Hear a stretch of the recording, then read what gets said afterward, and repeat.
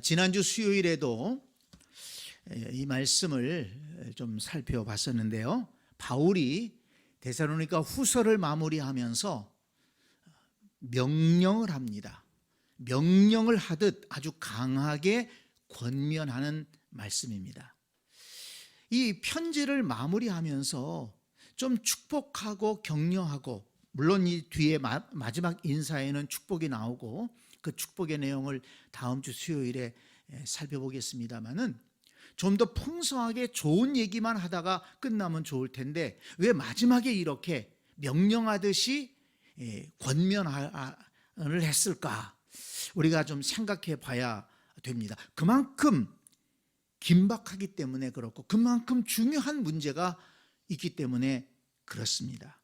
자, 6절 말씀을 볼까요?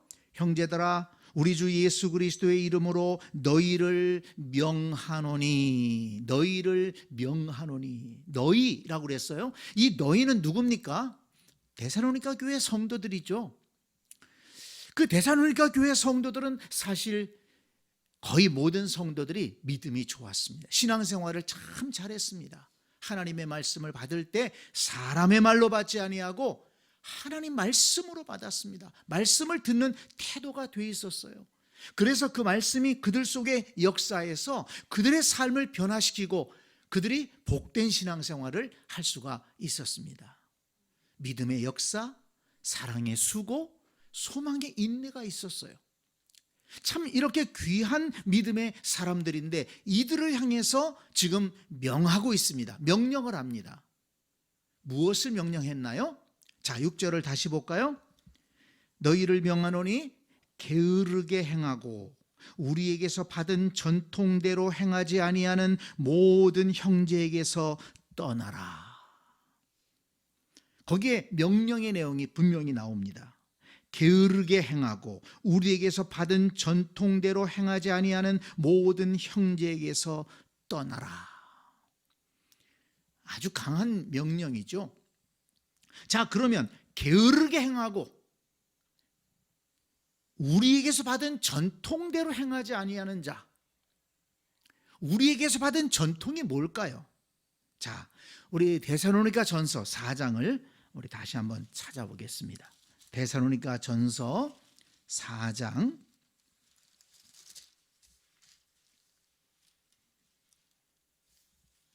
데살로니가 전서 4장 11절 12절 말씀 우리 같이 읽을까요? 또 너희에게 명한 것 같이 조용히 자기 일을 하고 너희 손으로 일하기를 힘쓰라. 이는 외인에 대하여 단정히 행하고 또한 아무 궁핍함이 없게 하려 함이라. 아멘. 이전에 명했어요. 데살로니가 교회 성도들을 향해서 명했습니다. 명령했습니다. 강하게 권면했습니다. 조용히 자기 일을 하고 너희 손으로 일하기를 힘써라. 게으르게 살면 안 된다. 남에게 피해 주면 안 된다. 다른 사람들에게 그리스도인들이 게으르다는 그런 모습을 보여주면 안 된다. 외인에게 대하여 단정히 행하고, 우리 그리스도인들이 열심히 어디서나 일하고 자기 생활을 책임짐으로써 교회 안 다니는 사람들, 교회 밖의 사람들로 인해서 손가락질 받지 않게 하라는 것입니다. 그리고 또 구체적으로는 너희도 궁핍하면 안 되지 않느냐? 열심히 일해서 너희들의 삶도 넉넉한 삶을 살아가고 또 믿지 않는 사람들에게도 덕을 끼치도록 해라. 열심히 너희 손으로 일해라. 이렇게 가르쳤습니다. 그런데 그 바울의 가르침을 순종하지 않고, 바울의 가르침을 따르지 않고 어떻게 한다고요? 게으르게 행하고, 계속해서 그냥 게으르게 행하고, 바울이 그렇게 너희 손으로 일하기를 힘쓰라고 했지만 그 가르침을 따라 살지 않는 사람들, 그 사람들에게서 어떻게 하라고요? 떠나라. 아주 강하게 얘기를 하고 있습니다. 그들이 게으르게 살고 있는 이유 중에 하나는, 물론 성격적으로 게으른 사람도 있겠고 그렇겠지만은 잘못된 신앙이 들어가서 이단 사상이 그들 속에 들어가서 게으름을 피고 일을 하지 않은 사람들이 있었다고 제가 지난 수요일에 말씀드렸죠. 예수님 금방 재림하실 건데 뭐 일하면서 살아가느냐? 교회당에 모여서 열심히 기도하고 신앙생활 해야지. 그러면서 직장을 그만두고 가정을 팽개치고 일하지 않은 사람들이 그 당시에 있었다는 것입니다. 오늘날에도 그렇게 시한부 종말론을 가르쳐서 직장을 떠나고 가정을 떠나고 그래서 교회 안에 모여서 그렇게 주님 재림을 기다린다고 했던 그런 잘못된 이단들이 오늘날에도 많이 있지 않았습니까? 그래서 그런 사람들이 얼마나 자신의 삶을 망치고 가정을 망치고 얼마나 사회에 큰 피해를 주었습니까? 지금도 그런 이단들이 있지 않습니까? 그래서 제가 지난 수요일에 강조한 것이 뭡니까?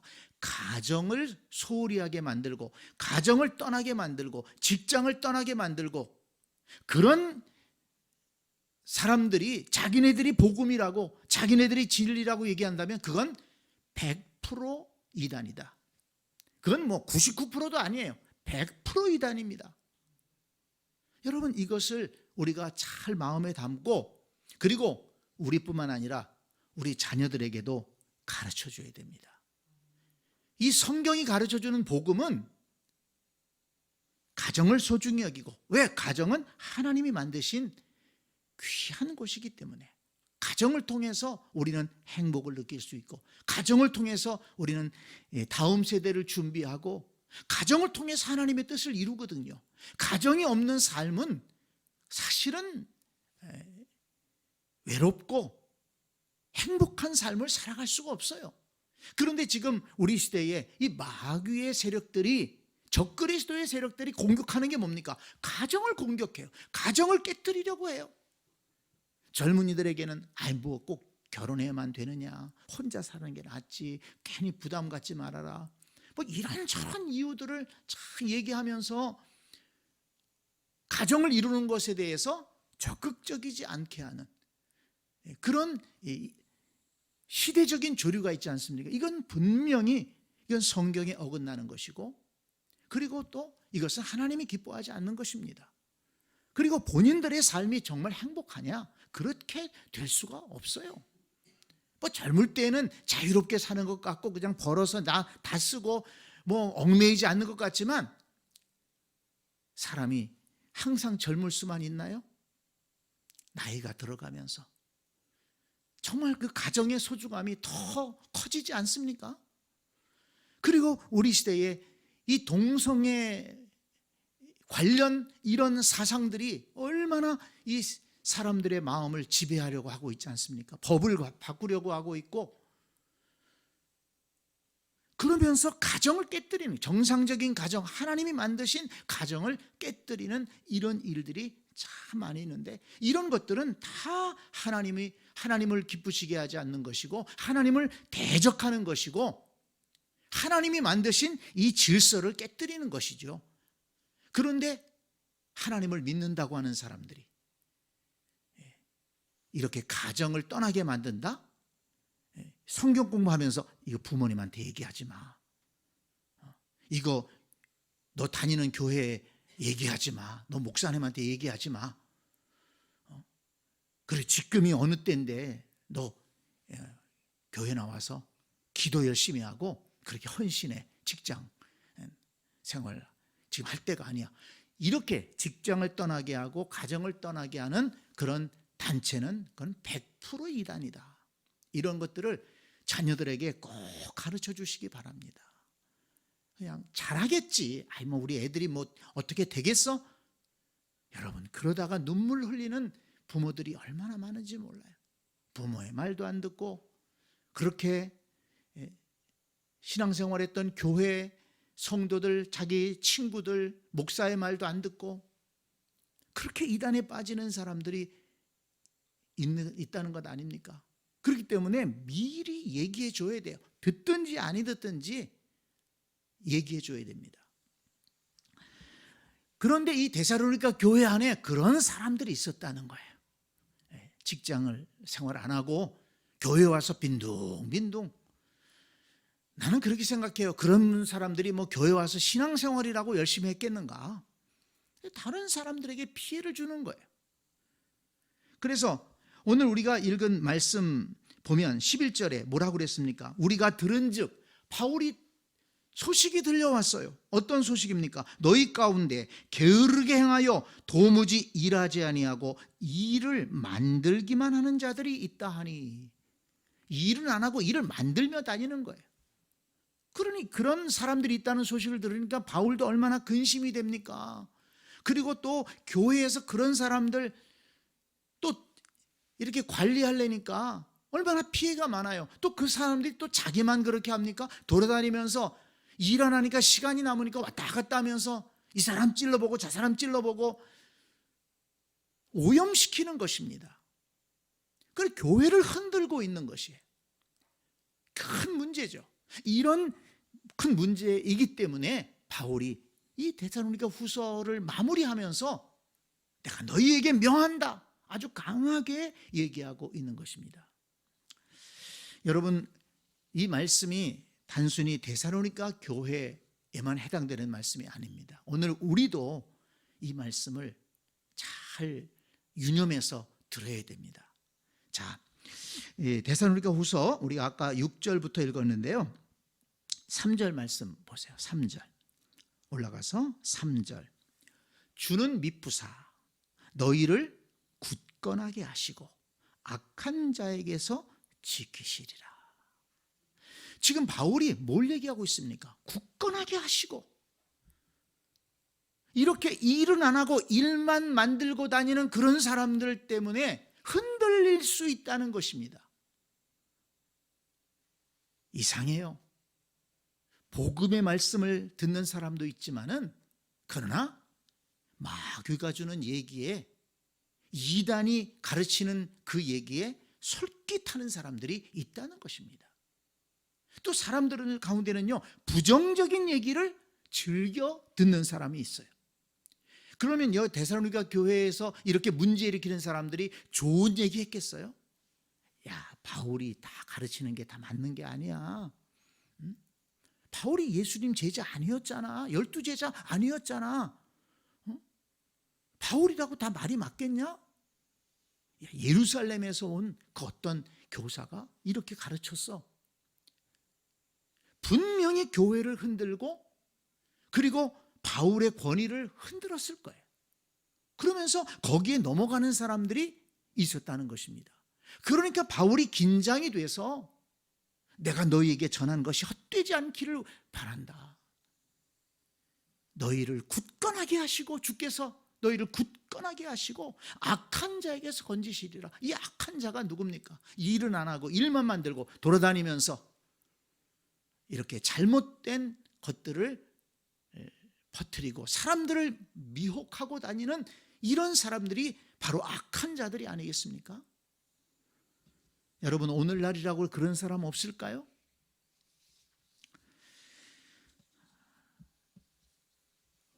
저와 여러분이 이 말씀을 읽으면서 저와 여러분도 굳건하게 말씀 앞에 서가지고, 그리고 잘못된 가르침이 올 때에는 잘못된 사람들 두루 다니면서 한담하고 다니고, 교회 흉을 보고 목사 흉을 보고, 그러면서 기도하는 것, 전도하는 것, 예배하는 것, 이런 것들 함께 하는 것이 아니라 교회를 흔들고 성도들의 믿음을 흔들고 그런 악한 사람들이 오늘날에도 많이 있다는 것이에요. 그럴 때 우리가 이 말씀을 통해서, 야, 데살로니가 교회에도 그런 사람들이 있어서 바울이 이렇게 명령하고 그런 사람들에게서 떠나라, 그렇게까지 명했는데 오늘날 우리가 정신 차려야 되겠구나. 내 신앙을 지키고 우리 교회를 지키고 하나님의 나라를 지켜야 되겠구나. 여러분, 이 말씀을 통해서 이것을 깨닫게 되시기를 바랍니다. 자, 여러분, 바울이 떠나라고 그랬어요. 떠나라. 그런데 여기 14절에 가서 보니까 자, 14절 내려가서 봅니다. 누가 이 편지에 한 우리 말을 순종하지 아니하거든 그 사람을 지목하여 사귀지 말고 그로 하여금 부끄럽게 하라. 떠나라. 사귀지 말아라. 그렇게 악한 사람들과 잘못된 신앙생활하는 사람들과 섞이지 말라는 것입니다. 만나다 보면 오염될 수 있다는 거예요. 아이고 나는 괜찮아. 내가 뭐 거의 영향받았나? 절대 그렇게 생각하지 말고 그런 사람이 있으면 사귀지 말아라. 섞이지 말아라. 이렇게 바울은 강하게 얘기합니다. 그런데 이 말씀을 이렇게 보면 바울이 그런 사람들을 무조건 이렇게 떠나라 또는 사귀지 말아라 그런 게 아니에요. 이 데살로니가 전후서에 보면 권면한다는 말씀이 자주 나오는 것을 볼 수가 있습니다. 여기 우리가 읽었던 12절 말씀에도 보면 이런 자들에게 우리가 명하고, 이런 자들은 누굽니까? 게으르게 행하는 사람들이에요. 그런데 주 예수 그리스도 안에서 권하기를 조용히 일하여 자기 양식을 먹으라 하노라. 권합니다. 권한다는 권면하는 거예요. 잘 타이를 쓰듯이 얘기하는 거죠.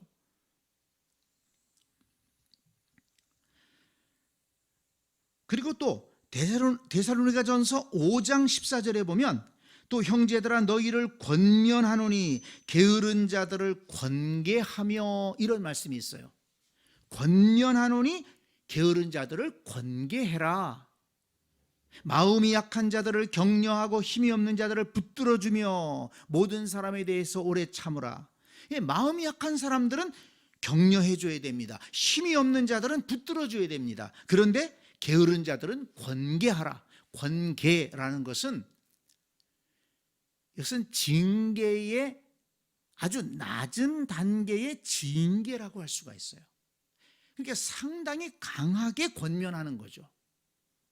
좋게 권면하는 게 아니라 당신 그렇게 살면 안 돼요. 강하게 권면하는 것입니다. 이 말씀을 보면 예수님께서 마태복음 18장 15절로 17절에서 교회에 어떤 문제가 생길 때, 어떤 사람에게 문제가 있을 때 그것을 해결하는 방법에 대해서 가르쳐 주신 것을 우리가 알고 있지 않습니까? 내 형제가 죄를 범하거든 가서 너와 그 사람과만 상대하여 권고하라. 내가 어떤 사람의 잘못을 알았어요? 그러면 소문내지 말고 다른 사람들한테 얘기하지 말고 그냥 그것을 조용히 찾아가서 그 사람하고 얘기하라는 거예요. 그리고 그 죄에서 떠나라. 회개해라. 권면하라는 것입니다. 그런데 그 사람이 말을 안 들어요. 그러면 한두 사람을 데리고 두세 증인의 입으로 그것을 듣게끔 하고 같이 가서 권면해라. 그런데 두세 사람이 같이 가서 그렇게 잘 권면했는데도 말을 안 듣는다? 그러면 교회에 말하라는 거예요. 그 다음에는 그래서 이제 교회에 목사나 장로님이나 이렇게 책임 있는 분들이 가서 잘 권면합니다. 그런데 그 말도 안 듣는다? 그러면 어떻게 하라고 그랬습니까? 이방인과 세리와 같이 여겨라. 떠나라는 거예요. 사귀지 말라는 것입니다. 그렇게 예수님이 분명하게 말씀하셨잖아요. 그러니까 바울도 무조건 그렇게 좀 게으르게 행하고 좀 잘못하는 사람 무조건 그냥 떠나라, 사귀지 말아라 막 이렇게 얘기하는 게 아니에요. 바울은 굉장히 애정을 가지고 권면하는 것입니다. 그래서 15절 말씀을 보세요. 15절.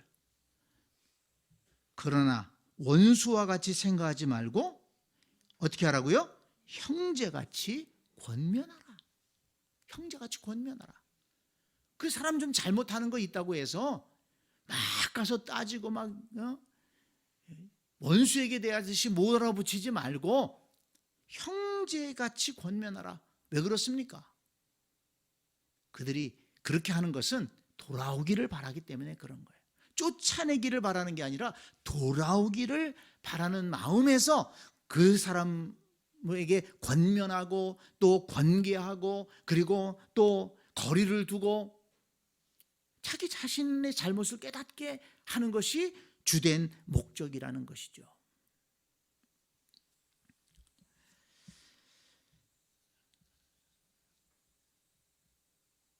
여러분, 오늘날 우리도 신앙생활하면서 우리 교회 안에서 어떤 문제가 있다면 이런 과정들을 거쳐서 잘 권면하고 또 함께 권면하고 또 우리 교회 이런 중직들이 권면하고 그래서 그 사람이 올바른 믿음으로 돌아올 수 있도록 그렇게 도와야 되고, 그렇지만 또 그렇게 해도 잘 안 듣는 사람이 있다면 교회의 권위를 세우고 예수 그리스도의 복음의 순수성과 교회의 순수성을 지키기 위해서 분명하게 잘못된 것은 잘못됐다고 말할 수 있어야 되고, 그것을 받아들이면 그 영혼이 사는 것이지만 만약에 받아들이지 않는다면 그건 스스로 선택한 길로 갈 수가 있는 것이죠. 여러분, 성경을 한번 보세요. 제가 이 말씀을 준비하면서 이 성경에서 사귀지 말라 이런 내용들이 여러 번 반복되어 나오더라고요. 사귀지 말라. 성경의 주된 주제는 사랑해라, 용서해라, 화목해라, 그거 아닙니까? 그런데 성경에 보니까 사귀지 말라, 그들과 섞이지 말아라, 이런 말씀들이 나오는 것을 볼 수가 있습니다. 한번 찾아볼까요? 잠언 20장, 구약성경의 잠언에도 그런 말씀이 나옵니다. 잠언 20장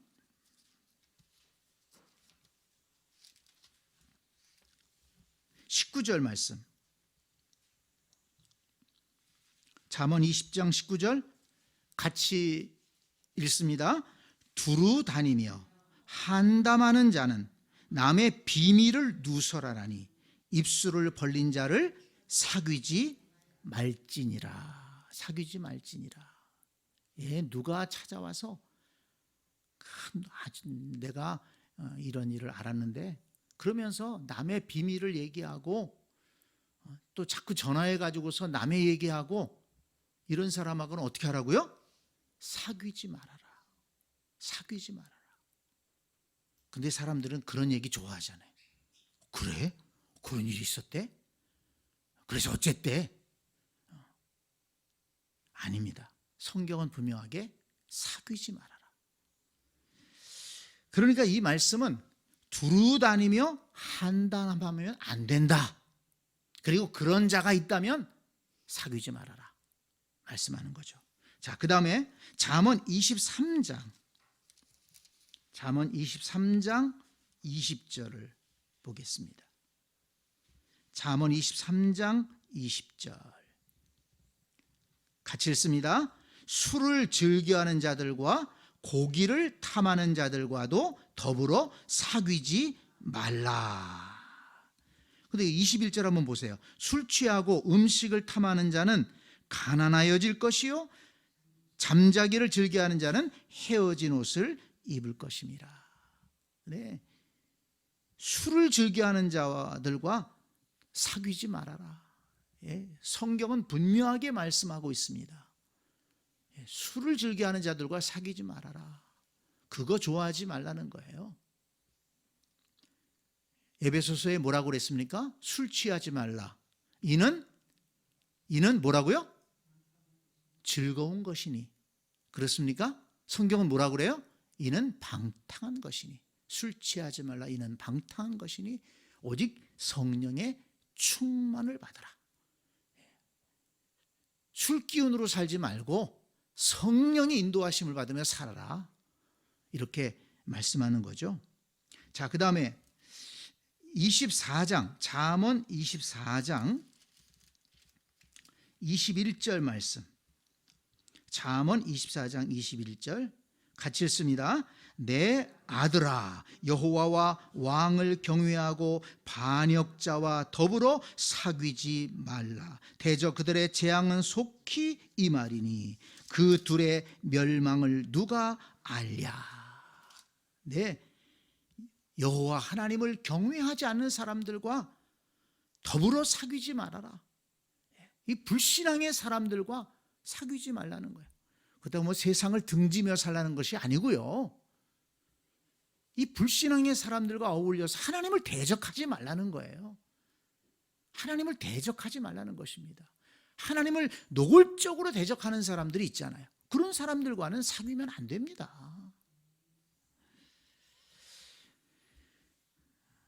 우리 신약에서 한 구절만 찾아보죠. 고린도전서 5장 9절을 찾아봅니다. 고린도전서 5장 9절. 고린도전서 5장 9절 같이 읽겠습니다. 내가 너희에게 쓴 편지에 음행하는 자들을 사귀지 말라 하였거니와. 음행하는 자들과 사귀지 말아라. 음란한 것을 즐기는 자들과는 사귀지 말아라. 분명하게 이렇게 말씀하고 있습니다. 두루다니며 한담하는 자들과 사귀지 말아라. 이건 바꿔서 말하면 그런 짓 하지 말아라. 술을 즐기는 자들과 사귀지 말아라. 그리고 여호와를 향해서 반역하는 자들 사귀지 말아라. 음행하는 자들과 사귀지 말아라. 오늘 본문에서는 게으르게 행하면서 일은 안 하고 일만 만들고 다니는 그런 사람들과 사귀지 말아라. 그런 사람들을 말씀으로 권면하고 잘 가르치고 올바른 길로 인도해야 된다. 이렇게 말씀하고 있습니다. 오늘 이 말씀을 우리 마음속에 잘 담아두고, 우리 시대도 영적으로 혼탁한 시대입니다. 바울이 염려했던 것 무엇입니까? 주는 미쁘사 너희를 굳건하게 하시고 악한 자에서 지키시리라. 오늘 우리 시대에도 교회를 흔들고 성도들을 흔드는 그런 악한 자들이 많이 있습니다. 그리고 많이 흔들리는 교회도 있고 흔들리는 성도들도 많이 있습니다. 특별히 우리 다음 세대 젊은이들, 말씀을 제대로 모르기 때문에 흔들리고 악한 자들을 따라갈 수 있습니다. 우리가 이 말씀을 잘 기억하고 우리 자신의 믿음을 잘 지킬 뿐만 아니라 우리 가정을 믿음의 가정으로, 흔들림이 없는 그런 굳건한 믿음의 가정으로 세우고, 또한 우리 교회도 어떤 세력도 흔들지 못하는 그런 주님이 주인 되시고 말씀이 중심이 되는 그런 복된 교회로 세워가는 우리 모두가 될 수 있기를 간절히 축원합니다. 아멘.